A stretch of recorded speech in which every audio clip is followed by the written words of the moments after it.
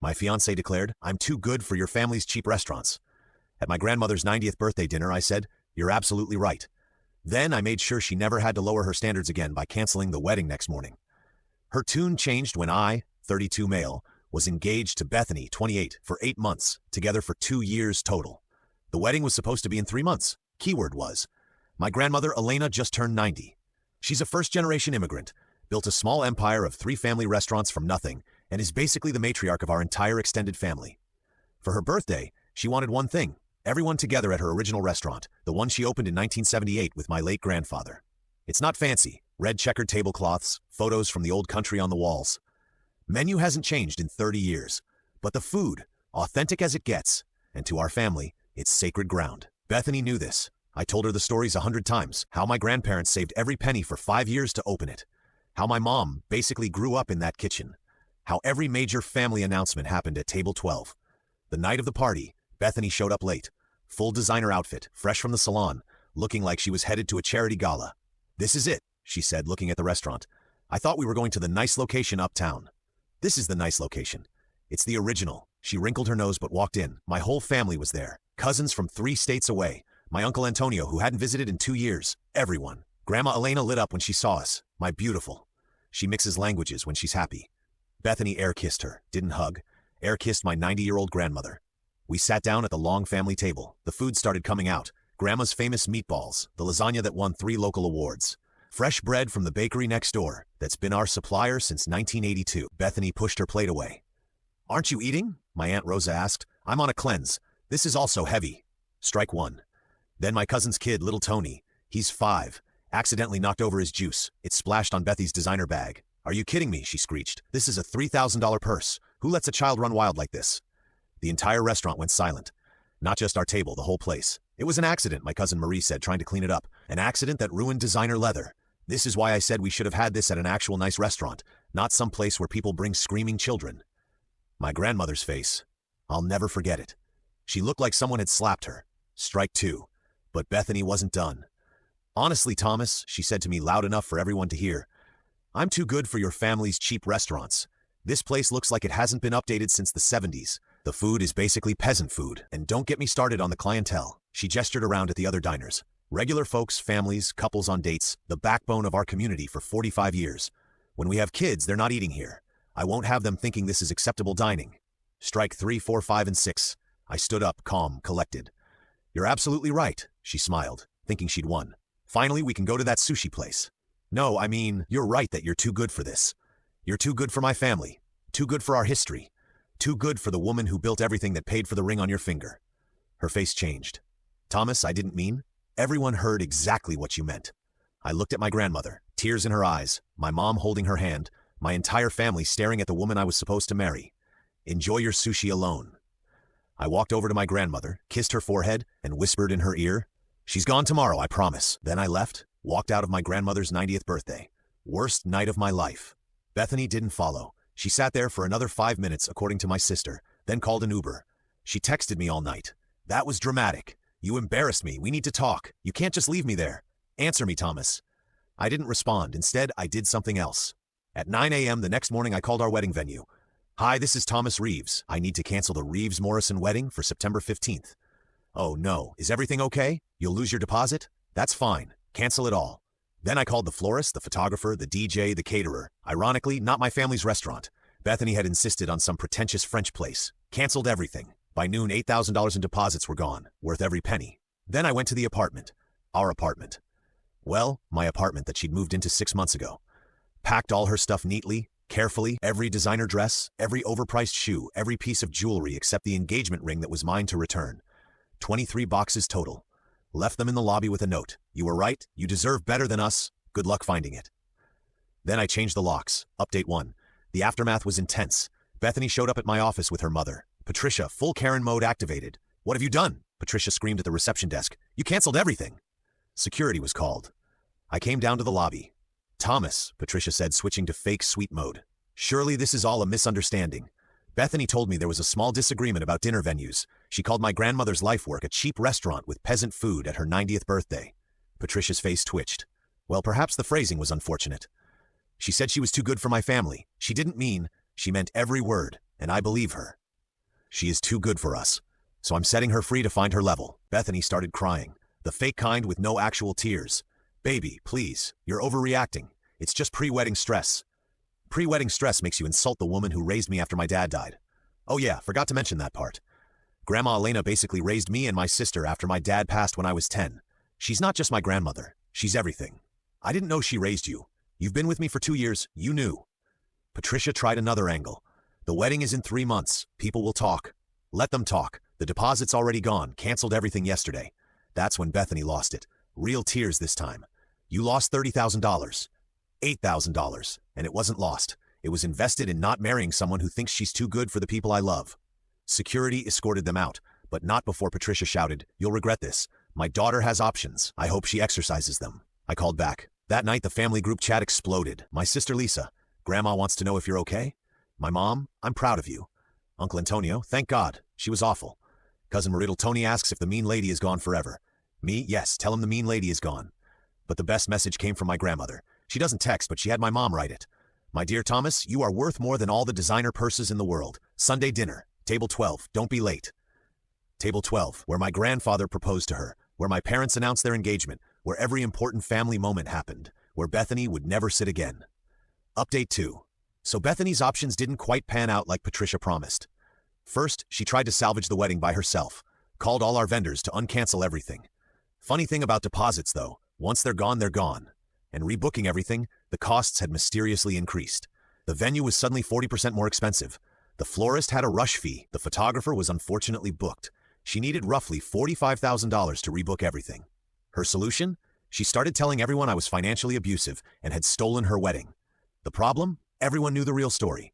My cousin Marie's husband is a bartender at the country club where Bethany's friends hang out. He heard everything. Bethany's version?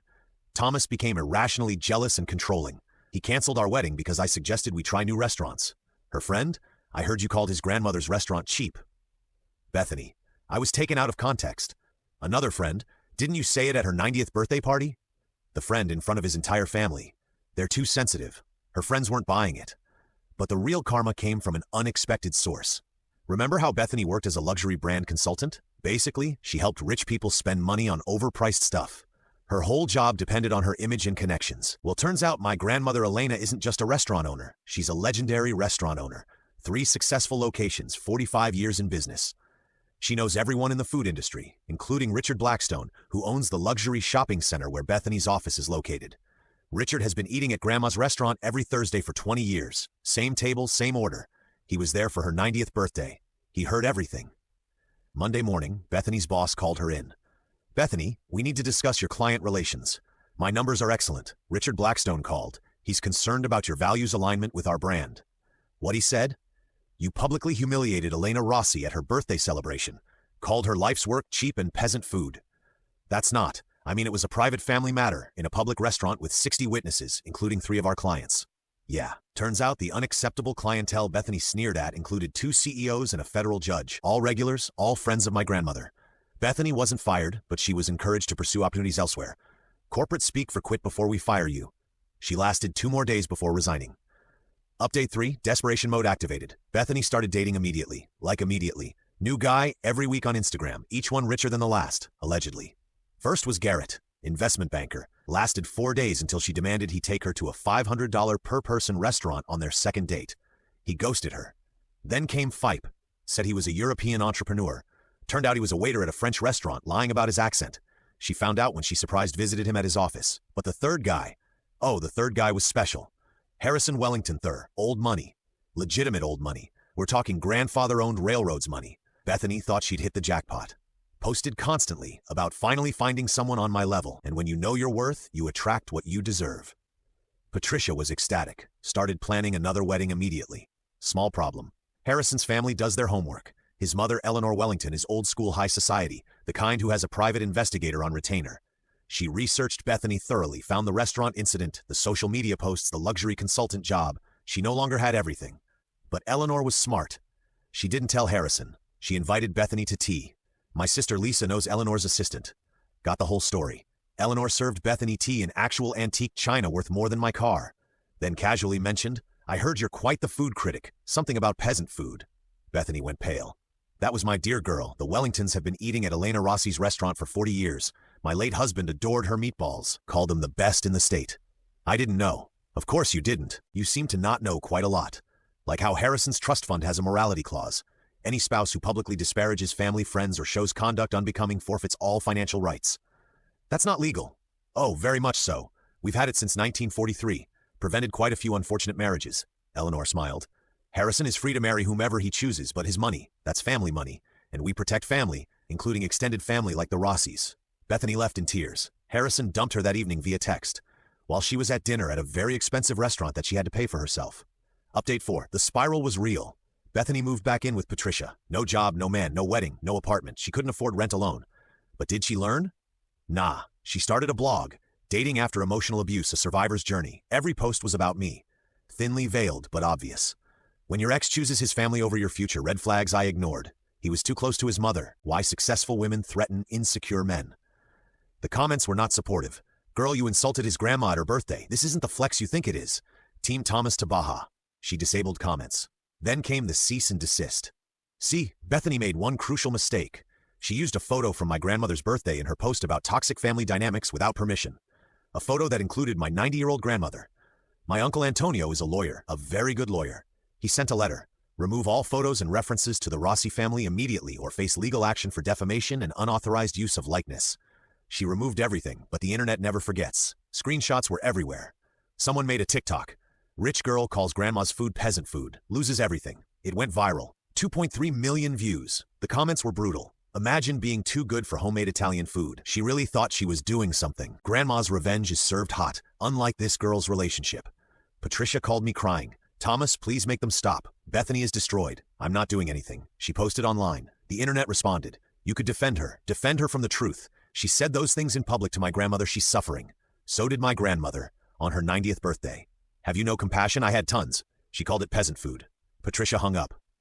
Update 5. Plot twist. Nobody saw coming. My grandmother hired Bethany. I'm not joking. I was at Sunday dinner when Grandma dropped the bomb. I offered Bethany a job. I nearly choked on my meatball. What? She needs work. I need a dishwasher. Grandma, no, you don't need to. I don't need to do anything. I'm 90. I do what I want. But she's young and stupid.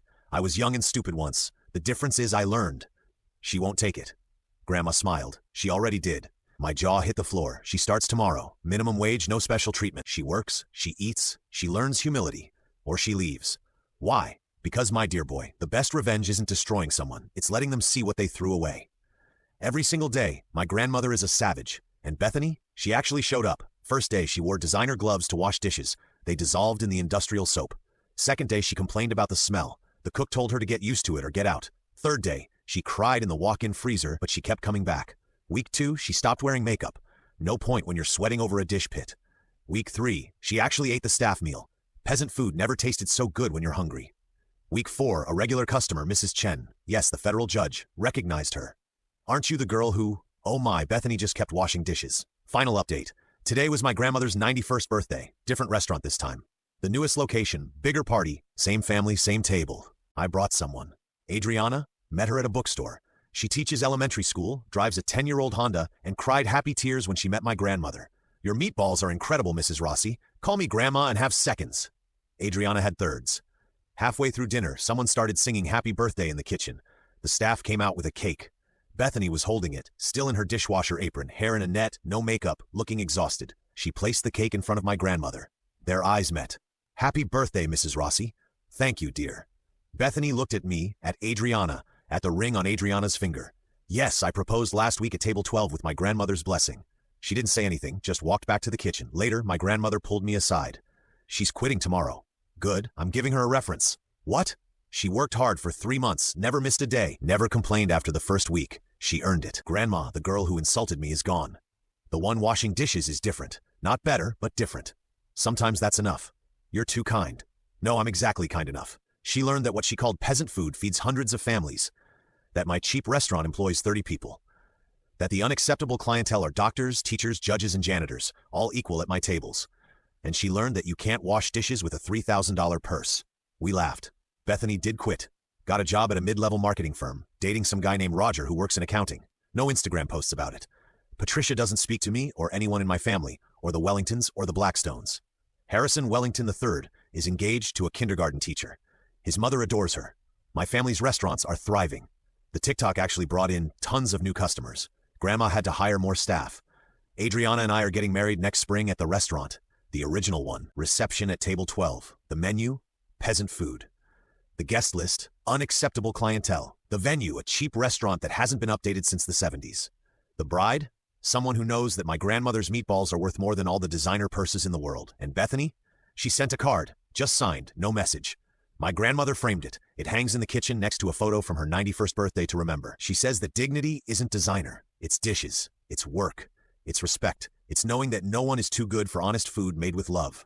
My grandmother is 91 years old, 5 tall, and the most savage person I know, and I'm proud to be her grandson, even if our restaurants are cheap and our food is for peasants. P.S. to everyone asking, yes, the restaurants are real. No, I won't say where. My grandmother doesn't need the drama. She just needs her family, her tables, and her dignity. The meatball recipe dies with her. Don't even ask. Bethany, if you're reading this, the dish soap is under the sink. You know where?